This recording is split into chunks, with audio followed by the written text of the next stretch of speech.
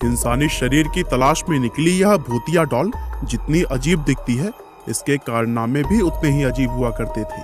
दरअसल यह horror story है श्रापित भूतिया डॉल एनाबेल की, जिसे कि आज भी ऑकल्ट म्यूजियम में मंत्रोच्चार के साथ बांधकर कैद किया गया है। दोस्तों, आपसे एक रिक्वेस्ट है कि अगर आप adventure, mysterious, horror, science and informative videos देखना पसंद करते हैं तो इस चैनल को सब्सक्राइब कर लीजिए और बेल आइकन को प्रेस कर दीजिए। एनाबेल नाम की इस भूतिया डॉल की कहानी शुरू होती है 1918 से, क्योंकि इसी साल बच्चों की कहानियां और कॉमिक्स लिखने वाले अमेरिकी राइटर जॉनी ग्रुवेल ने अपनी एक किताब रेजिडी एन में इस डॉल का जिक्र किया था। दरअसल जॉनी ने इस कहानी में अपने साथ हुए एक रियल इंसिडेंट के बारे में लिखा। जॉनी बताते हैं कि एक दिन वह यूं ही अपने घर के बाहर टहल रहे थे, तभी उन्हें उनके घर के बैकयार्ड में एक डॉल पड़ी हुई दिखी। जॉनी ने उस डॉल को अपने घर में पहले कभी नहीं देखा था, इसीलिए उन्होंने अपने पड़ोसियों से जाकर पूछा कि कहीं ये डॉल उनकी तो नहीं, लेकिन सभी पड़ोसियों ने भी मना कर दिया। जॉनी को कुछ समझ नहीं आ रहा था कि आखिर ये डॉल उनके घर में आई कैसे। खैर, उन्होंने इसके बारे में कुछ ज्यादा नहीं सोचा और डॉल को घर ले जाकर अपनी बेटी मॉर्सेला को दे दिया।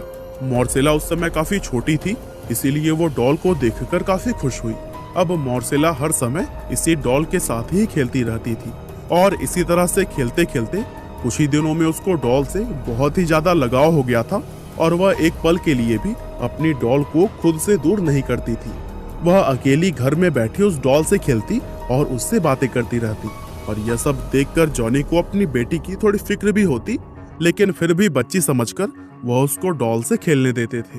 हालांकि मॉर्सेला की उम्र जब 13 साल हुई तब वह एक गंभीर बीमारी से पीड़ित हो गई, और जब इस बीमारी के लिए उसको वैक्सीन दी गई तब उस वैक्सीन का उसके शरीर पर उल्टा असर हो गया, जिसकी वजह से मॉर्सेला की डेथ हो गई। लेकिन दोस्तों, यहाँ एक चीज बहुत अजीब हुई थी कि मॉर्सेला की मौत से सिर्फ कुछ दिन पहले ही वो डॉल जॉनी के घर से अपने आप गायब हो गई थी। जॉनी ने मॉर्सेला के कहने पर उसको बहुत ढूंढा था, लेकिन वो कहीं भी नहीं मिली थी। यानी कि वो डॉल जॉनी के घर में जिस रहस्यमय तरीके से आई थी, उसी रहस्यमय तरीके से ही गायब भी हो गई। और इस सच्ची कहानी को जॉनी ने जब अपनी किताब में लिखा तो लोगों को इसके बारे में जानकर काफी हैरानी हुई, और जॉनी की यह कहानी उस समय लोगों में काफी फेमस हो गई। और फिर इसके बाद कई दशकों तक वह डॉल कहीं भी नजर नहीं आई थी और लोग इसके बारे में भूल चुके थे। लेकिन दोस्तों, साल 1970 में इस डॉल ने फिर से दुनिया में वापसी की, और इस बार ये हॉबी स्टोर नाम की एक एंटिक शॉप में नजर आई थी। दरअसल हुआ यह कि एक महिला इस एंटिक शॉप में गई और उन्होंने एक अजीब सी दिखने वाली यह डॉल खरीद ली। उस महिला को इस बात का कोई अंदाजा नहीं था कि वह जिस डॉल को खरीद रही थी वह असल में एक भूतिया डॉल थी। उस औरत ने यह डॉल अपनी बेटी डोना को उसके बर्थडे पर गिफ्ट करने के लिए खरीदा था। डोना उस समय नर्सिंग की पढ़ाई कर रही थी और वह एक हॉस्टल में अपनी 2 सहेलियों के साथ रहती थी। डोना अपनी माँ के इस गिफ्ट से काफी हैरान थी, क्योंकि इससे पहले तक उसकी माँ ने उसे कभी भी गुड़िया गिफ्ट नहीं की थी, और इसके अलावा अब उसकी डॉल से खेलने की उम्र भी बीत चुकी थी। लेकिन फिर भी उसको अपनी माँ का यह तोहफा काफी पसंद आया और उसने उस डॉल को अपने कमरे में एक जगह पर सजा कर रख दिया। हालांकि डोना के साथ रहने वाली उसकी 2 सहेलियों को यह डॉल बिल्कुल भी पसंद नहीं आई थी, और उनमें से एक, जिसका नाम लू था, उसको तो यह डॉल शुरुआत से ही अजीब लग रही थी। उसने डोना से मना भी किया कि वह इस डॉल को रूम में ना रखे, लेकिन डोना ने उसकी बात न मानते हुए उस डॉल को कमरे में ही रखा।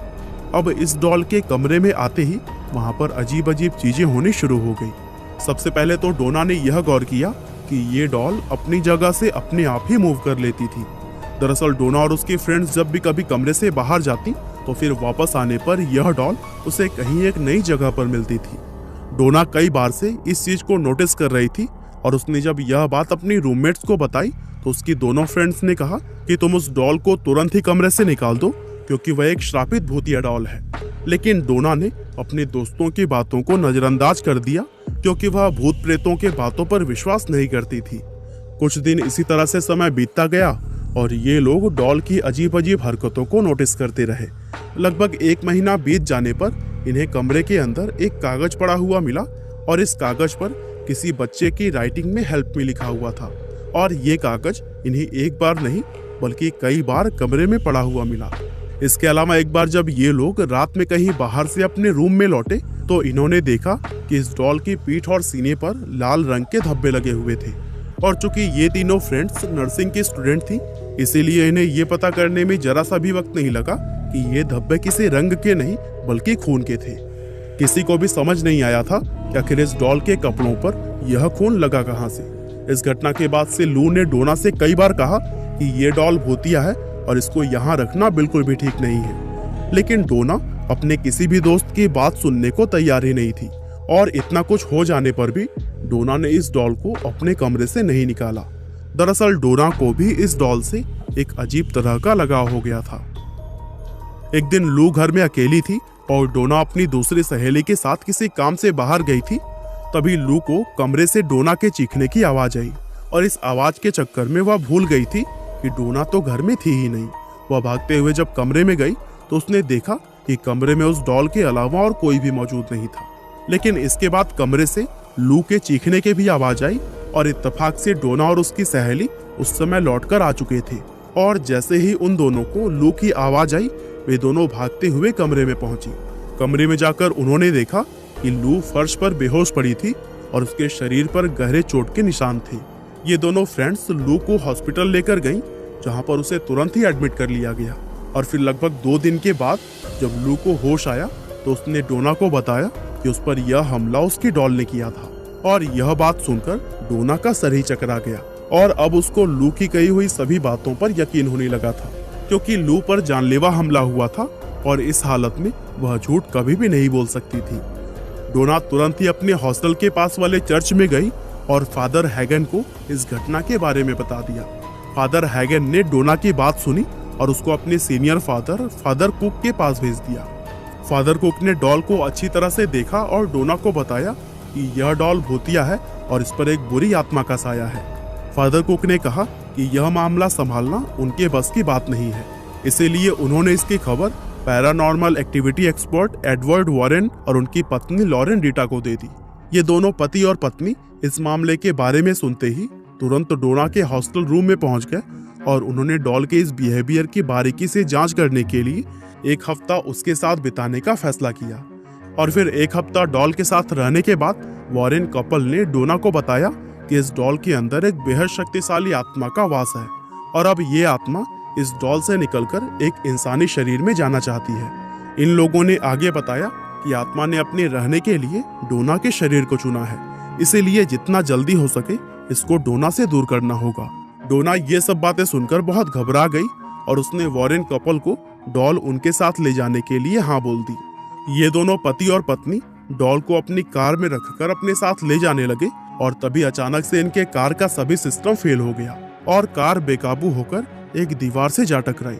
अच्छी बात यह थी कि उस समय कार की स्पीड बहुत ज्यादा तेज नहीं थी, इसलिए इन दोनों पति और पत्नी को ज्यादा चोट नहीं आई थी। हालांकि लोग यह समझ गए थे कि कार के बेकाबू होने का कारण भी यह डॉल ही थी और इसी ने अपनी शक्तियों से कार के सभी सिस्टम फेल कर दिए थे। हालांकि कैसे भी करके घर पहुंचने के बाद इन पति और पत्नी ने तंत्र मंत्र और पवित्र जल की मदद से इस डॉल को शांत करके शीशे के एक बॉक्स में बंद कर दिया और फिर इस बॉक्स को उन्होंने अपने खुद के म्यूजियम ऑकल्ट म्यूजियम में रख दिया और तब से लेकर आज तक यह डॉल इसी म्यूजियम के अंदर ही रखी हुई है। और दोस्तों, म्यूजियम में जहां यह डॉल रखी हुई है वहां पर एक वार्निंग भी लिखी गई है कि कोई ना तो इस बॉक्स के करीब आए और ना ही इसको छूने की ट्राई करे, क्योंकि इस डॉल में अभी भी शैतानी शक्तियां मौजूद हैं। वैसे भूत प्रेत में मैं खुद भी विश्वास नहीं रखता हूँ, लेकिन चूंकि यह कहानी सच्ची थी इसीलिए मैंने सोचा कि इस कहानी को आप लोगों के साथ भी जरूर ही शेयर करना चाहिए। वैसे इस कहानी के बारे में आप क्या सोचते हैं, हमें कमेंट करके बताना ना भूलिएगा। आपका बहुमूल्य समय देने के लिए बहुत बहुत धन्यवाद।